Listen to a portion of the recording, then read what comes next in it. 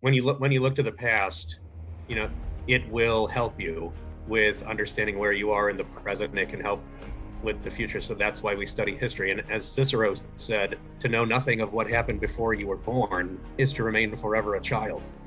What really attracted me to this field of history is, it's a very colorful period of history, and because in this you have all the ingredients for great storytelling. You got violence, you got drama, you got adventure, action, and you got intrigue. And in movies and TV shows today, all these things are very popular.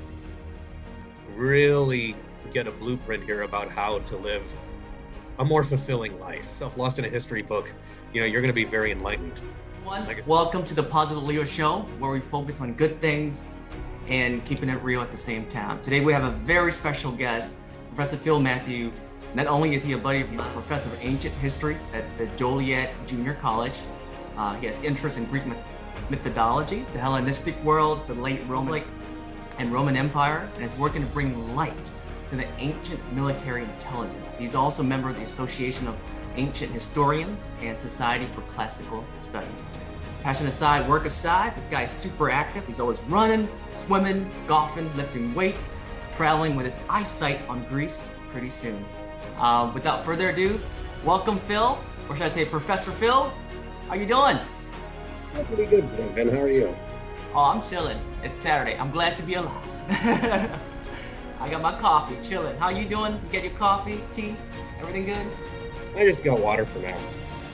Hey, H2O's the way. All right, man, let's just jump right into the first question, man. I got you. Professor Phil, tell me about you. Where did this fascination about Greek mythology, Roman Empire, ancient military intelligence come from? And how did you cultivate that into the career that you have now? Now, a lot of people out there, just a little context, they know what they want to do, but they don't know how to cultivate that drive, that passion that I see in you, for what you do to make it become what they want it to be. So how did you do that, Phil? Talk to me.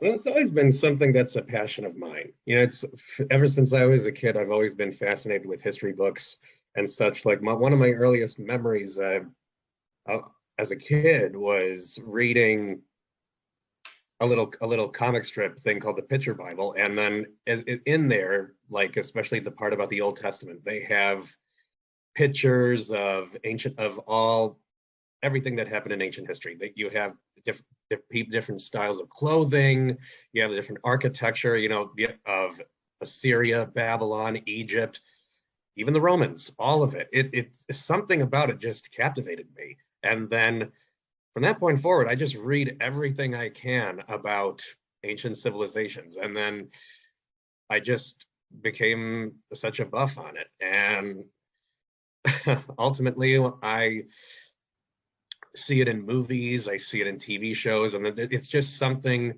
that I found very captivating. So then it wasn't that hard for me to choose a career when the time came. So ultimately, going through graduate school and college, everything, it was a rewarding education. And then in the end, pursuing an academic career down that route I realized it was something I really wanted. And I in the past, I've done some museum work too, and things like that. But that was mainly with American military history. But in my spare time, I do like going to museums. I love the Art Institute of Chicago. I do like the Oriental Institute in Chicago and Field Museum. They have some good ancient history artifacts and exhibits. And as a teacher, I do bring in similar artifacts to my students, and they really love that. I brought in helmets from the time period, Greek and Roman. I brought in coins. I brought a Grecian urn. In the near future, I'm actually planning to bring in some terracotta soldiers when I teach ancient China. Wow! And it's just I just have this collection of antiquities and such. It's something that's always been a passion of mine. And in Indiana Jones, I do love those movies. And Me too. I've been Indiana Jones for Halloween before, and I know some people have called me that. And yeah, it's just, and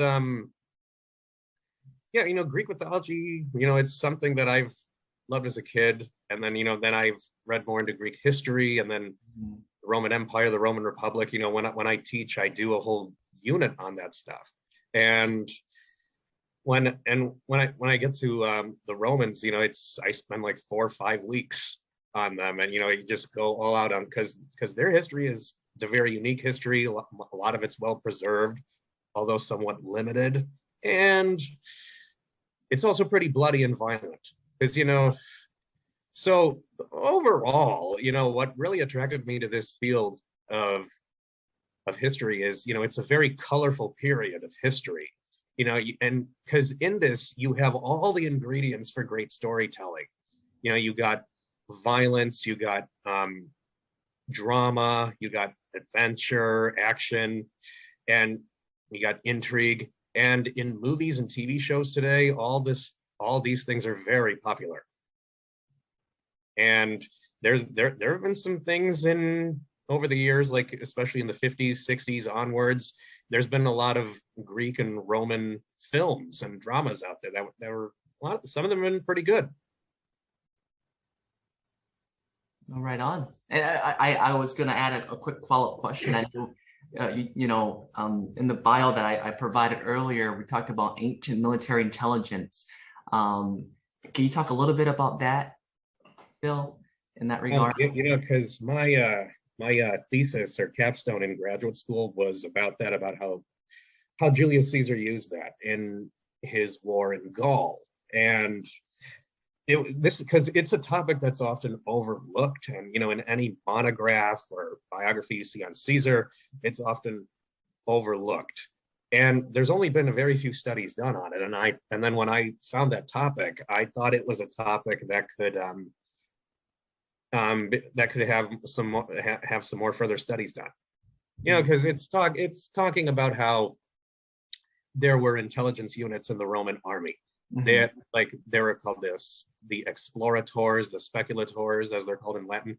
The thing is, these troops are sent out as intelligence units to gather information about the enemy and such, anything they could find. And then when that knowledge is used, you could use that against your enemy. And so it's applied to other parts of Roman history too. Like, there's in some of the books I read about it, that on the topic, that it's one of the few studies done. They talk about how Caesar Augustus actually made the first Roman equivalent of the CIA. Wow.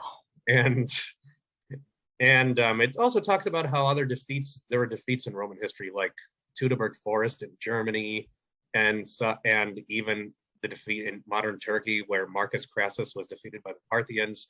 These are things where intelligence failed. The incidents where, and some of them due to the arrogance of the Roman generals in general.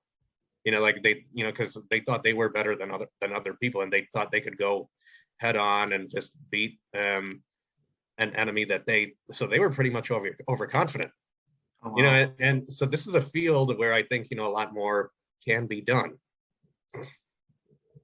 Oh, thank you for sharing that, Phil. And I just want to have another follow-up question to that as well. To become a professor of history and working in that field, there's a lot of students out there, people who are working towards becoming a professor as well. Do you have any tips on how to drive that passion to become a professor as well, for folks, listeners who want to do what you do as well? It's all about sticking to your goals. You got to have a plan ahead of time. You get the education. The other thing is networking. You got to know a lot of the right people in the field, and then and a lot of them can direct you to job listings wherever they are. Especially now with the in the aftermath of the pandemic we just went through. Yeah. There's been a lot of job openings, a lot of postings and such.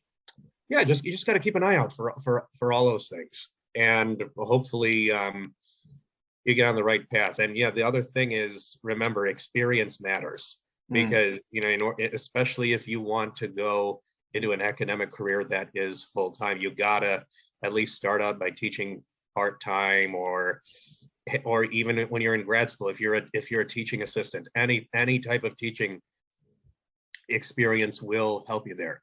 After all, you'll see this quote everywhere. Julius Caesar is the one who said, "Experience is the teacher of all things." Hey, well said. Thank you, Phil. Question number 2. A lot of times people throw, positivity on the bus, saying that it's fluff, it's not realistic, yada, yada, yada. But the same people never really offer any advice to resolve the problem. My question is, in your lens, how can positivity, being optimistic about life and so forth, be an ally to get us to where we want to be and do what we want to do, whether it's through teaching, through policy, through travel, through anything that we want to do? How do we cultivate that positivity in your lens? Well, staying positive is always it's going to help you. It's your motivation for accomplishing just about anything. And as in my field, I would recommend reading a lot of Stoic philosophy. I would recommend, because there are a lot of positive attributes that come from Greek and even Roman philosophers. Like, for example, here's a book that, if you read it, you're never going to regret it. You won't regret reading this. This is the Meditations of Marcus Aurelius. There's so much, Marcus Aurelius is remembered as a big Stoic philosopher. They call him, he's remembered for being the great Roman philosopher king and the author of the Meditations. Because the Meditations here, you dive through it, has a huge blueprint for how to live your life. Wow. And such. Like, like some of the things he says in there is that, it talks about things like focusing your mind on the present, focus on, on yourself, how you can make yourself a better person. And some other things are like, that you shouldn't live in fear, but rather, a man should fear the fact that he never began to live at all. These are things that you gotta work on. It's all about how to live a great life, because Marcus Aurelius was someone who didn't indulge himself in luxury or anything that may, as you would say, degrade the soul. He had a son-in-law, or who was also his adopted brother, who was the exact opposite of him. And Lucius Verus indulged himself in so many things. He was a very arrogant, boastful man. Marcus, on the other hand, was the opposite. He devoted a lot of his time to study. He was very influenced by Stoic philosophy. His tutor Fronto taught him all about these things. They even said that he from time to time, instead of sleeping on a bed or even living in a life of luxury, he often times would be seen sleeping on the floor, because this is a common thing that a lot of Stoics would engage in.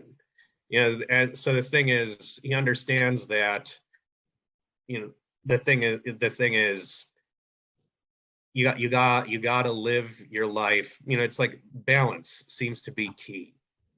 The thing is, Marcus Aurelius is someone who's remembered as one of the greatest emperors of all time, because he had such magnanimous intelligence. You someone he could really relate to. So there's other things in a lot of other other authors, a lot of other philosophers of this time period. You read Cicero, you read Socrates and Plato as such. That you'll really get a blueprint here about how to live a more fulfilling life. It's just, so this time, it's a very, being this way, it's something they'll say you won't regret living, if you follow this advice, especially all the Stoic philosophers out there, like Marcus Aurelius, Zeno, who was the founder of Stoic philosophy in the Hellenistic period and such. You read all this, you're not going to regret it. Phil, can you, for the listeners out there, what is Stoic philosophy? What is, just for listeners out there who may not know? Well, Stoic philosophy started in the Hellenistic period. It's a different type of philosophy because during this time in the Hellenistic period, Greek culture emerged throughout so much of the known world. The thing is, a lot of the Stoic philosophy that came about in that time and onwards, it's focusing a lot on spiritual exercise. There's spiritual exercises focusing on things like wisdom, practical guidance, profound understanding of human behavior, that kind of thing. And it's so, because this is what Marcus Aurelius is really focused on. It's but it's really a big blueprint of how we should live a more fulfilling life. Oh, thank you, Phil. And I want to add on to the third question. Could you share with us, through what you've learned through the meditation, through your life, a moment in your life where you were going through something tough, and what did you do to overcome that obstacle, to live that fulfilling life that your Stoic philosophy you're talking about? How do one do that, and how did you overcome that obstacle that you went through in your life? Just one example for the listeners to hear. I would say some of the toughest times in all was when I went to graduate school, because by the time you go to that much higher, when you in your education, and you go to you pursue a more advanced degree, the thing is, it's not easy. You gotta spend a considerable amount of your time to study, and your teachers will grade you much harder. It is very important to be getting A's and B's, because you can't expect to graduate with anything lower than that and be considered an expert. Because that's the point of these degrees. They make you they give you credentials to be considered an expert. So it's tough, going through all that. But the thing is, there are times when you go through that where you're going to get stressed out. You're going to second guess yourself. But the thing is, perseverance, persistence through all of it. It's, that's the key. And you see your goal at the end. That's something you want to. But the important thing is you focus on the journey, not the destination. I like that. So yeah, I'll admit it. It was some of the toughest education I ever had to go through. But everybody I work with, all professors out there, all experts, people who are experts in the field, they all went through that. And in the end, that you'll end up being all right. If you just keep at it, you just got to work hard. That's the key. Well said. Now I'm with you. I just find it interesting in the world, like, people know what they want, right? But sometimes they just don't, they give up, right? And I think the reminders to keep going, being persistent, like you say, just to kind of enjoy the journey, knowing your goal, but enjoying the journey in the process is the key. Thank you for sharing that. Question number 4, Phil, is I know family is very important to both of us. When we talk, we share a lot of stories about life and family. And I was curious if you could share a favorite family tradition, or what you think makes a family close through it all, even during this COVID times and things like that. Yeah. Well, yeah, of course, family is important. I think during this time, the matter is, staying in touch, staying close as you can. Because whether if you're not close enough, do it over Zoom. Like, if you're not, geographically, if you're that far, it's always stay in touch, whether it be a text message, a Zoom call, whatever, or if you can, just make a flight out to visit them every now and then if you can. I always make a journey to, see members of my family, or even my friends too, that friends that I consider family. It's all a matter of staying close together and such. It's always make a commitment. It's something I always do, because I think that having that bond, it's something special. Oh, it is. Absolutely, 100%. And I want to note, during this COVID time, it really brings a lot of light on how important family is, and to say, I'll admit for myself, I don't do a good job on that sometimes, and I think after the next coming months, I'm definitely have to step on that, man, because yeah, it's taught me a lot during this COVID time. Question number 5. I know, mental health is a big thing. Both of us, it's very important as well. I'm curious on your thoughts on where we can better support mental health, whether at home, professionally, with friends, family, because anxiety is a big thing, stress, depression, you name it. It's growing in cities like Chicago, around the world. It's so how do we kind of I want to basically get your thoughts on that. Well, of course, it's important, especially, with this pandemic going on the last couple of years. A lot of people were affected mentally. And the thing about that is it's important to be in touch with, you got to have a support network. You got to have people you can be in touch with, like, family, friends, and then, we can all talk things out together, because, being alone in isolation is not healthy. It's not good. Thankfully right now we're beyond that. But the thing is, there's still a virus out there that is causing trouble, and some people are choosing to quarantine, if they get it. And the thing is, one thing that's always helped me is, not just that support network, but you find inspiring quotes online. And from whether it be through someone who's more like a mental health counselor, somebody who's a someone who can really help with mental health, or just look at inspiring quotes throughout history.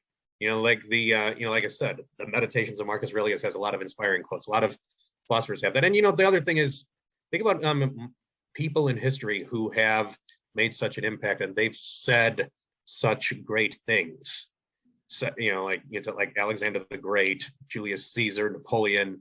I've studied every one of these people in history. The thing is, look at some inspiring quote through them, and and the thing is that will really help you persevere. And also look at anything you've seen, like in a book or movie, whatever. Think about people in history when you see their personality portrayed. Like, every time I've seen George Washington portrayed on film, he seems to be somebody that's strong, firm. He's just confident, and he's just a man of courage, in just about anything you've seen. And the same thing goes with Abraham Lincoln. Like, right. The movie Lincoln with Daniel Day-Lewis, they've said is one of the most accurate portrayals of Abraham Lincoln. And, every time I've seen him in film, or even read about him, or even read Abraham Lincoln's words, he's somebody who seems to be very firm, very bit of a courageous person. It's just, there are a lot of people in history who are very inspiring. Look to them. They've all said some very inspirational quotes that you can look it up. That's something that can really help you. Thank you, Phil, for sharing that. If you had a microphone to share a message to the world, what message would that be at this point in time right now? Anything. I've had a lot of things to choose from there because there's anything, yeah. But I would always say that there's actually a few things I'd like to say. It's just like what do I? The question is, what do I choose? I would probably go with saying that remember, to sorry, you had to give me 1 second. When you look to the past, it will help you with understanding where you are in the present, and it can help with the future. So that's why we study history. And as Cicero said, to know nothing of what happened before you were born is to remain forever a child. Wow. That's deep. Oh, go ahead, Phil. Or oh, no. I thought you were gonna. Oh no, I was just clapping. That was a good one. That hit me. That was Phil, do you have any questions for me?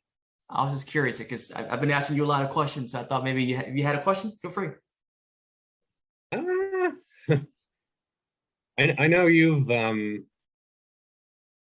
we've talked a bit about philosophy, you and I, and such. Like, have you ever read anything like relating to philosophy? Like we talked about Confucius, we've talked about Lao Tzu, a lot of famous Chinese philosophers as well, and such. Like, have you read any of this to help enlighten your mind? Yeah, Lao Tzu. I think yeah, I took philosophy class back in college. One of the things that struck me in terms of yin and yang, for example, um, you know, think of it this way: if the light, if it's too bright in a room, we can't see. If it's too dark in a room, we can't see either. It's sort of having that balance between that yin and yang philosophy. That's sort of something that I've been trying to dive and better understand during a time like this. And because sometimes I think, okay, life is all about being happy, happy, happy, happy. And I focus on that. So the moment something wrong happens, I'm like, oh my God, this is crazy. It's not going according to plan. I got anxiety, depression, everything. But to understand that there's good things in life and there's also bad things, and being able to kind of understand that could come at any moment, any time, and accepting both it is, I think, super, super important. Because I think, for example, anxiety, right? We are forecasting events that are happening months and months and days and weeks ahead, and we're feeling the emotions of it and the pain of it even before it even happens. Or sometimes we go back into our past and dig up events and feeling those emotions. And so it takes us away from what we were talking about, the present moment, to really fulfill that. Because I think it's so important that if we live in the moment, we cultivate the moment, we're creating the future, basically, right? And so how to understand that yin and yang philosophy is still an art for me. I'm meditating on that, and it's growing on that. But I think that the more we bring attention and awareness to mental health and acting on it in terms of the ways to decrease anxiety, because anxiety will continue to always happen. We just have to continue to work and find grounding measures and ways to hold it in its place. You know what I mean?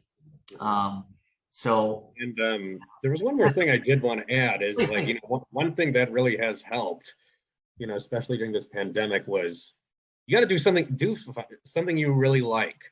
Just indulge yourself in that. And the other thing is when I read history, I do find a big passion for it about how these things happen. I read about Hannibal. He's one of my favorite people in history. I love Alexander the Great. I love Caesar. And look at everything that they accomplished as some of the great military minds in history. Even read Napoleon.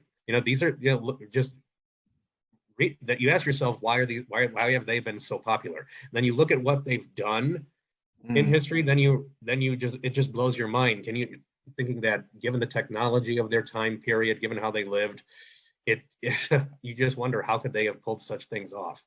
Like, famous tactics, strategies in battle, things like that. And then you even read about architecture and think about how the Great Pyramids were made, how the Colossus of Rhodes, the lighthouse at Alexandria.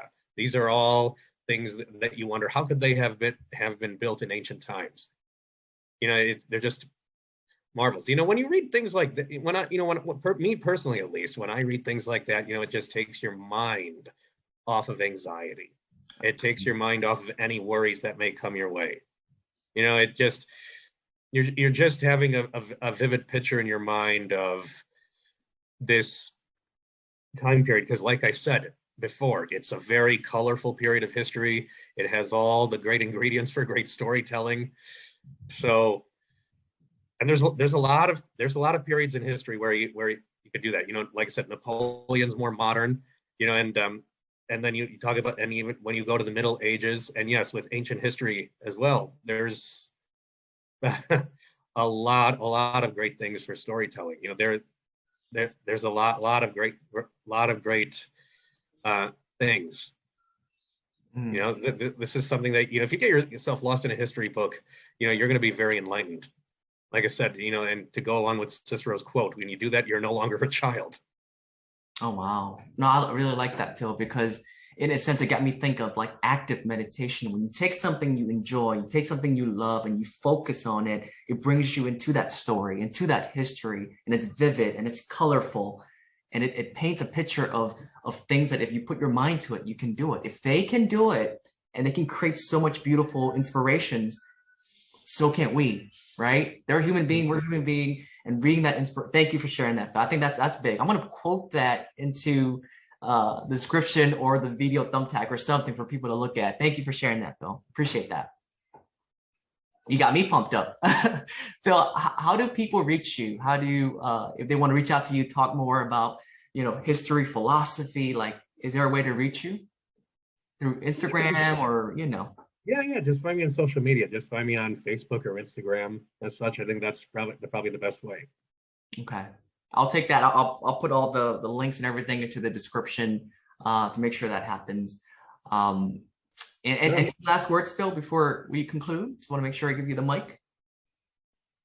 No, I think that's it. Oh, sweet. Well, hey, everyone listening at home and across the world around, thank you so much for tuning in for this conversation with me and Phil.